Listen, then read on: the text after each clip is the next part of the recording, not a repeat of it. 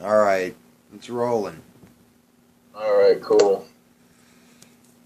So So, we were talking about property norms. right.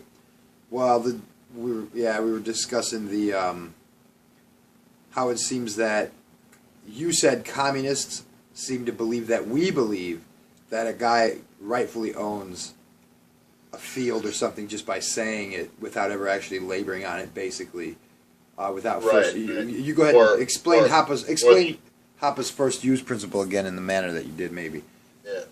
Or they think that just because you like have a piece of paper saying you own it, or like because somebody sold you it, that means that claim is legitimate. But like I was saying before, it doesn't necessarily mean so because that's only true if the person who sold it to you had a legitimate claim to it to begin with. But if they didn't, then basically you just got ripped off because your claim wouldn't be legitimate either.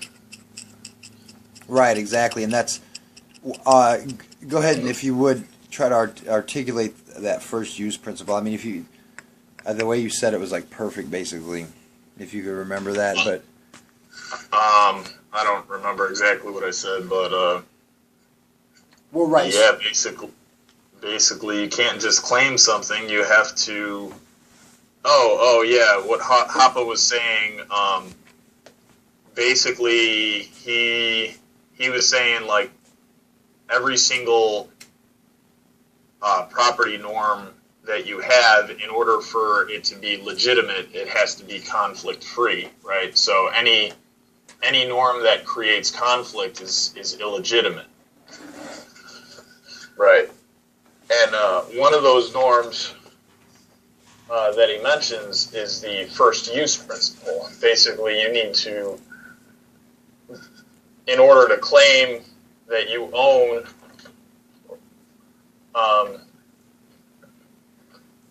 some piece of land or resource or whatever you're originally appropriating, you have to put it to use first because Well, just naturally, otherwise, how could it possibly be your property? It's just because otherwise it's like what what is the basis it for goes your back claim? to Locke. It's basically if you're not using the land or transforming it in some way, like what makes your claim legitimate at all? Nothing, really, because there's nothing connecting you to that land, right? Right, exactly. It's only through our labor and our actions that we can say, hey, I've been using this land for however many years or whatever, and so you can't just come in here and do something with it. Right, and claim it. That would be conflicting with my use of it. Right, well, and I was the original. And that would cause conflict. Right, exactly, and well, it all ties together in the sense that we were having a discussion with those guys, and they all of the so-called capitalist advocates believed that this. I think he was he's a Swede who was really rich, and he bought 4,000 acres supposedly from a logging company that supposedly owned it because they had bought it from the state, but there's no person or group that actually has first use principle on the majority of that land, I would imagine. So just because they said that it was within this line, nobody ever. Yeah, because it was like something like 400,000 acres, right? Yeah, and right. I don't see how anybody could use that much land.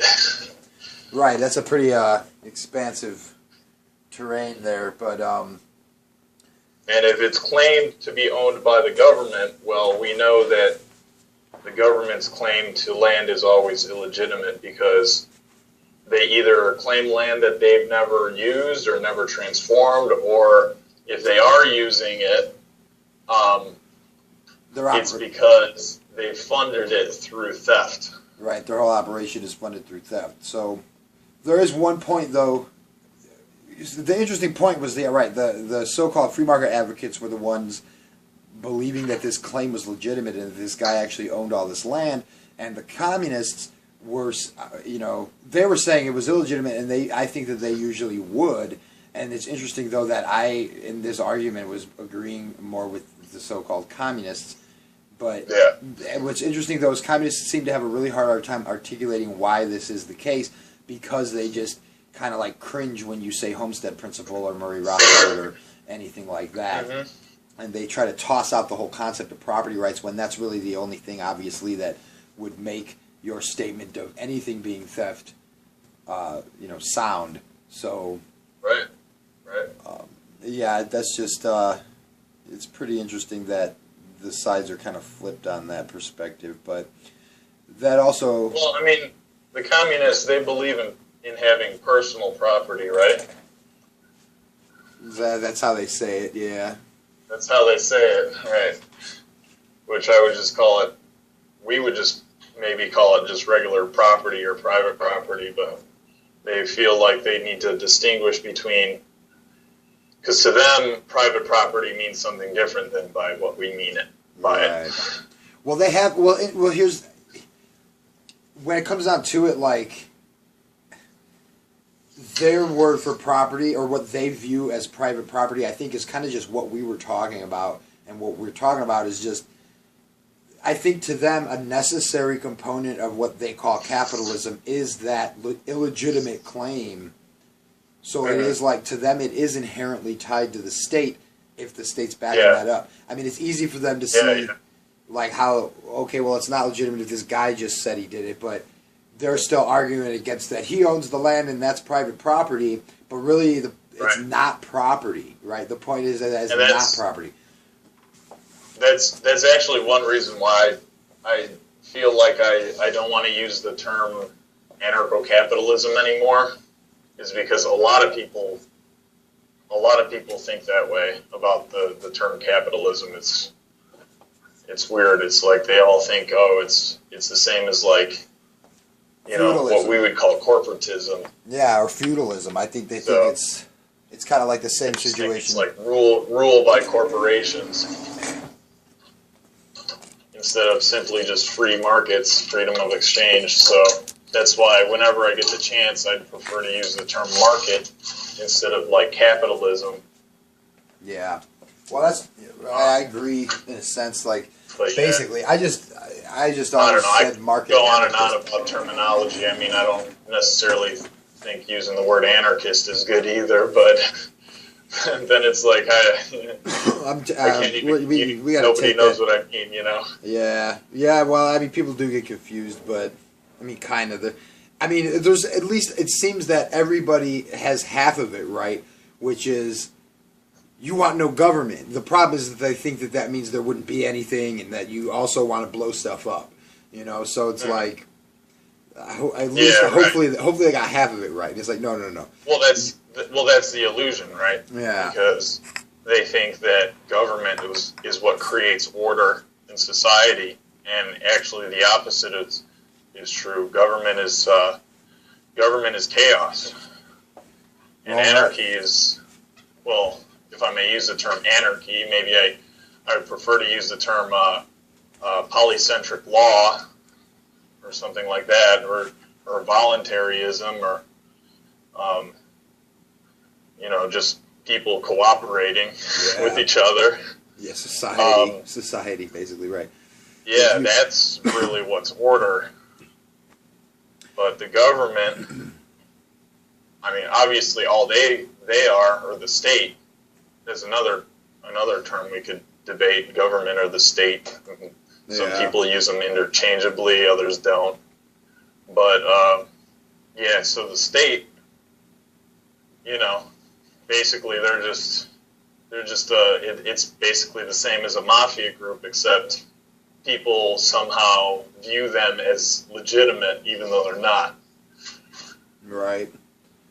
So, I forgot where I was going with that, but anyway. That's all right. Well, we don't really have much of an outline here or anything, but I don't know. I just the property issue is interesting to me. I mean, I always just kind of consider myself a market anarchist because, which is weird though, because is weird though because I used to be a communist, so I mean, the fact that I came to consider myself an anarchist, I don't know why I wouldn't have said specifically an anarcho-capitalist because to differentiate from that. It's just more that because I realized that I held these communist beliefs, and that meant I was not an anarchist. Like, there were fundamental aspects of my belief system that were incongruent with with libertarianism and freedom and what I actually believed, and they were part of communism. So I don't feel the need to differentiate between anarchist and communist because I think that you're inherently opposite. So you don't have to say I'm an anarcho-capitalist. If you say you're an anarchist, to me, it implies that you're not a communist. That's how I kind of view it anyway. It's the complete opposite direction, really, because the propaganda is essentially, well, what I viewed to be anti-communist propaganda actually was the truth. When I was a communist, I thought it was bullshit propaganda, but then I came to realize, no, those guys were right, and the stuff I believed was actually nonsense propaganda. So... because when I say these things, the people who are still considered communists, get offended or whatever. But I mean, that's how it goes. But the property thing, I don't know. Maybe I have an aversion to saying capitalism still because I'm a closet leftist. I'm a dirty leftist who supports open borders and stuff or whatever. But I don't know. I think. Nah, you're right. Thanks. I mean, well, here's the thing, though, is that, when you were growing up or whatever, before you became an anarchist, you were more like what they would call right-wing, right? Like, you would, like, the limited... I was a hard right. I believe the first election I was able to vote in, I voted for McCain, so... No kidding. But, back then, it's like... I only wanted to vote for him because my brother liked him, right? So it's not like something I really thought about. And I think that's what most people are like when they're... Don't worry about it. That's basically how... Really think of things. They just... That's basically how everybody votes. Somebody they trust is also doing it, right? Yeah, that's basically how everybody votes. So it's not like, it's not even thinking about it. It's like... And that's one of the problems with democracy and why democracy doesn't really work. Well, right. It's like literally the social experiment of the bandwagon effect and shit. Like, that's all it is. Bandwagon effect in full force, in action, in reality. And a couple other problems, too.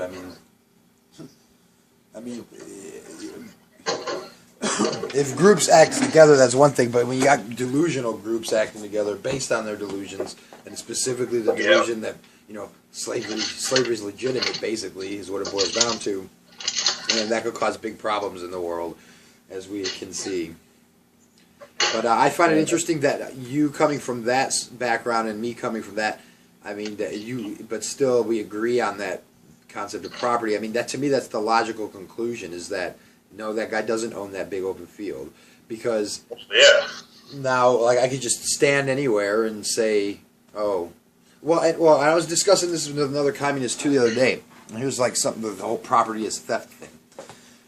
Okay, maybe I could just even pull this up so that I have specifics. But it was about the Enclosure Acts, right, which were acts of so-called government in favor of certain individuals, no doubt.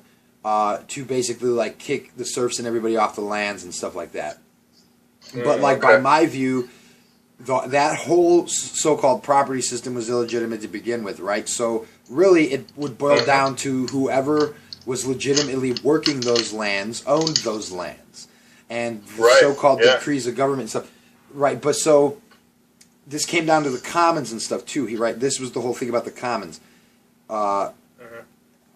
He said there was a commons and everybody could just take from it freely, and then, the Enclosure Acts, they kicked the serfs off the land and they enclosed the commons and yada, yada, yada. And, so my position is that, the commons is actually someone's property because they're using it already, right. So they have the first claim. So even if it's collectively owned property, it's still somebody's property. Right, and they have like, so in their mind though, they have this, I think, this concept of the commons that is just, it's global in a sense, where, because I mean, how could they ever pinpoint it to first of all, they say that they don't believe in property whatsoever, so they're already starting off from some crazy position where how are you ever going to say anything is theft? And then they go on to say that's everyone and no one's property at the same time. But if you stop somebody from enclosing, or if you stop someone from taking it for themselves, then you're stealing. But if it was his property too, I mean, that would make sense if it was the group's property who was using it. And then if they choose to leave it open, then that's fine. But if they choose to enclose it and keep it in some sense and turn it into something else, then that's also fine. But the communists don't seem to get that, because how, and I ask him, how could it be theft if it was no one's property? Like, I struck everyone. I was just like, well, it can't be everyone's property. It could be the property of who's using it. So, but you can't say it's everyone's and no one's property. That like makes absolutely no sense logically. It's I mean, the whole point of property is it's a right to exclude somebody else. That's the whole thing about ownership. Well, right, and essentially, like, and I don't think they follow all the way through, because in essence, like, in totality, in the grand scheme of it, to tell somebody that they can't enclose an area or do what they wish with something is basically to exclude them.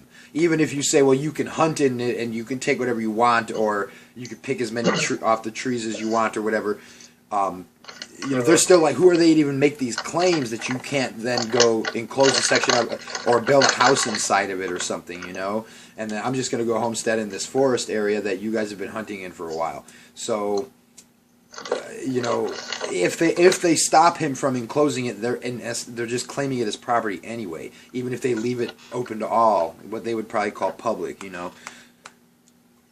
Yeah, that makes sense. So, the point was just that this anarcho-communist, as he calls himself, he said, I already knew what he was going to say. I was like, no, I'm saying, right, the Enclosure Acts, the commons had to be property in order for it to be, for what they did to be theft. You can't say that what they did was theft, but then say that what was taken was not property. If there's no owner, you can't steal it. Right, exactly. So it doesn't make any sense. And then he said, and I was like, my position is that it was stolen from the people who worked and lived on the lands and who used the lands first. They had the right to stop them. Now, did it go that way? No, but they could have stopped someone, and they just, if they were logically consistent and made the claim, like, no, this is our ancestral hunting ground, or this is our village's whatever we're using it for, or whatever, then okay, that makes more sense than saying, oh, it's nobody's property, but you can't take it, but this is all of our property at the same time. Like, all of those things put together doesn't work that way. You're just literally rambling, not making any kind of sense whatsoever. So, I kind of lost the direction to where I was going with it, but it's just interesting to me that a communist kind of he believes in what he says he doesn't, because he obviously believes in property if he thinks he has the right to tell someone else that he can't exclude others. So it's essentially a form of exclusion, Like, he's dictating commands just the same for some area. Right. So, yeah, and I would agree. I think they do believe in some sort of property norms, but I don't really think that most of them really understand what that is. So, yeah, basically, that's what it boils down to. I mean, everybody, I think just about everybody agrees in some sort of property norms. It's kind of inescapable. Just because how the world is, we live in a world of scarcity, right? And it's really the only way that we can coexist and live together is by having property rights.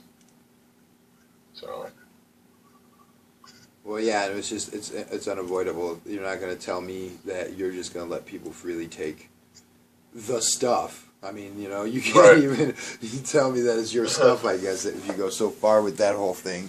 Like, they are so broad with it, too, and honestly, like, Proudhon's arguments do make a bit of sense here and there. It's just that they've never actually read them. They just kind of parrot the whole thing. Like, he actually, he dissects several things that are, like, their whole thing, what they think is private property is actually not property, and if because it's not, it's like an open field. They think that's private property, that's illegitimate, and they also think that private property is necessarily, obviously, dependent on state force somehow, because they'll always say that is private property is backed by government. Can't have private property without government. Like, what does that even mean? Yeah. So, well, maybe they think it's just. Well, because right now in the society we live in right now, it's the state who basically controls property titles, right? So, and the state can, take those titles away if you don't pay your taxes or whatever, right? So, well, yeah, if that's what they think about it, if that's what they think it is, I guess that can make sense, but I guess I wouldn't use the same terms to describe that. No, yeah, I mean, right, I wouldn't either. I would say, right, I mean, I could only say in those debates, like, if private property means that claim, and if private property means only the state title, if it means actually, like, here's the thing, is if it means actually stolen property that the state says is actually the rightful property of the thief, then yeah, that's illegitimate. But if the title just backs up what actually happened in the world, though that's hard to do with the whole pile of bullshit that government has done, and even non-state actors in the past and things with the way that property has changed hands. But if that title is backing up what actually happened, like voluntary trade happened, that dude actually is the rightful owner of that house, and the state title says so, that's fine, but the state title is redundant. It's the deed and whatnot. It's not, to them, it's mostly just a registration system.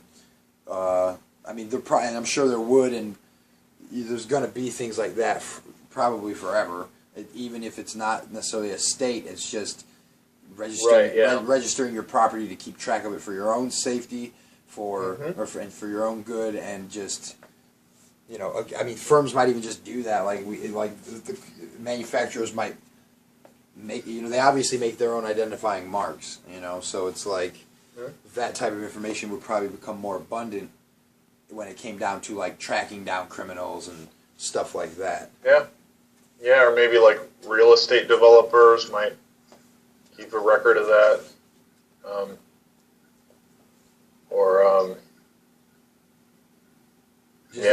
any institution that gets known for verifying those claims. A homeowners association for sure. Yeah, would keep a record of that. Yes, indeed. Well, yeah, I don't know. It's that's 23 minutes on this. I guess I'm probably just gonna hit that out. I don't know. We covered a couple different things, rambled here and there. All right. Yeah, sounds good. We'll see.